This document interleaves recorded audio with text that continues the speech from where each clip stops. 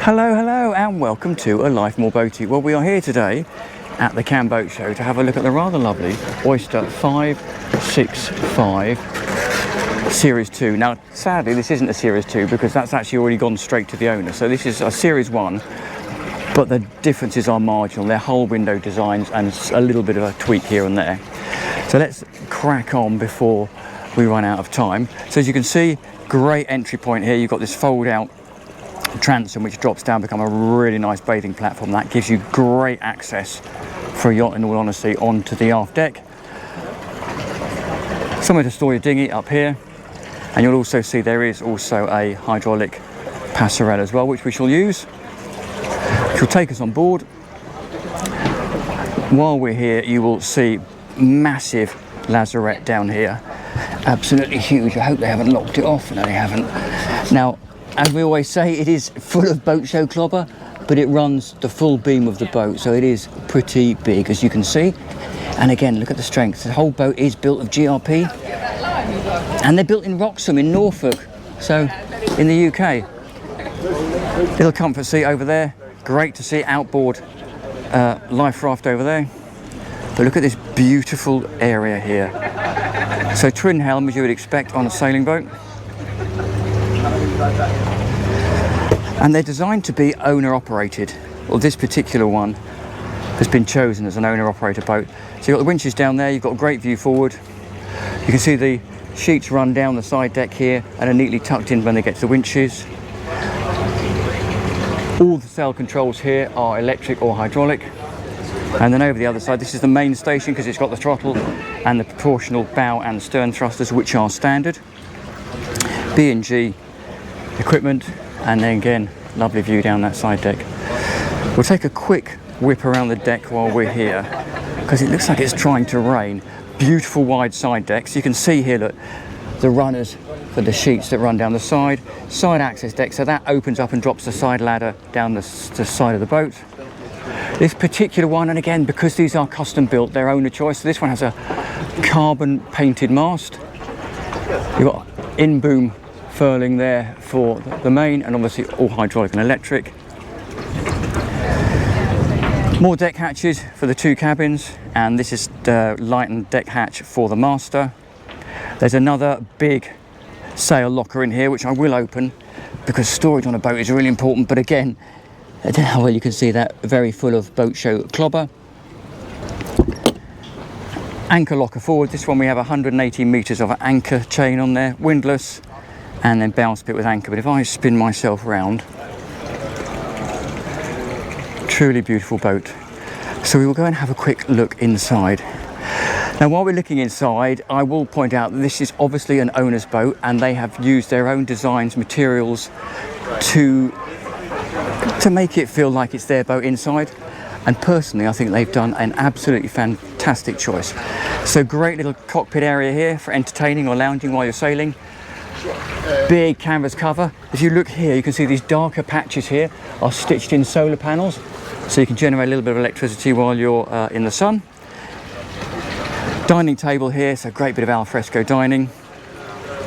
You've got a very neat little hydraulic scupper board here which pulls out to stop the water going in, and then your B&G controls forwards here.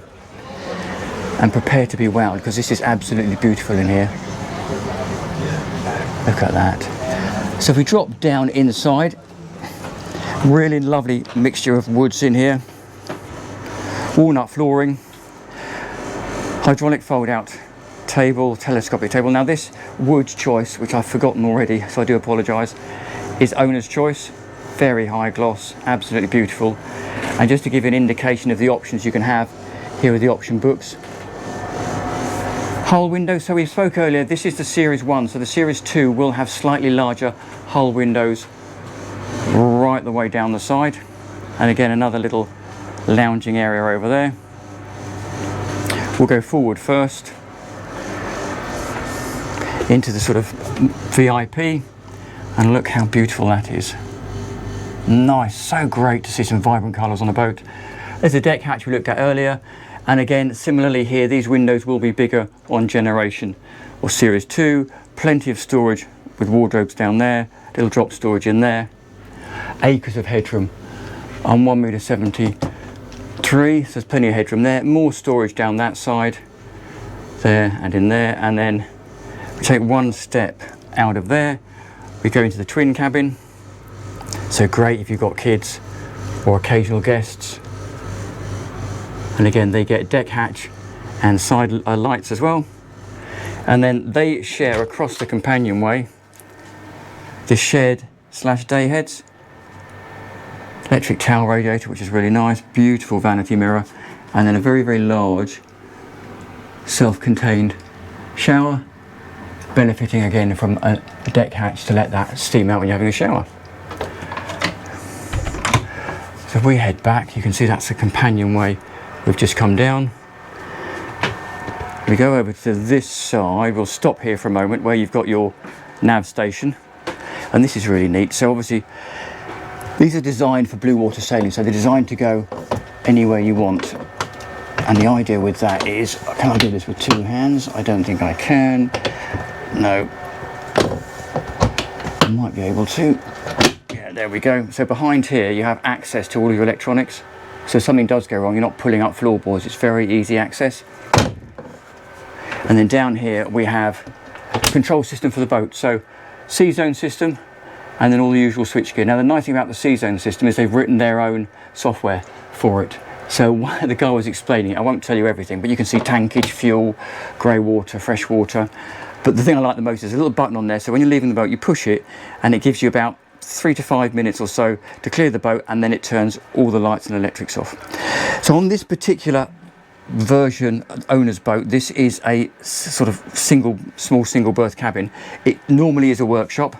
It still can be a workshop if you want, because you can fold. Oh, I forgot how it works. Here we go.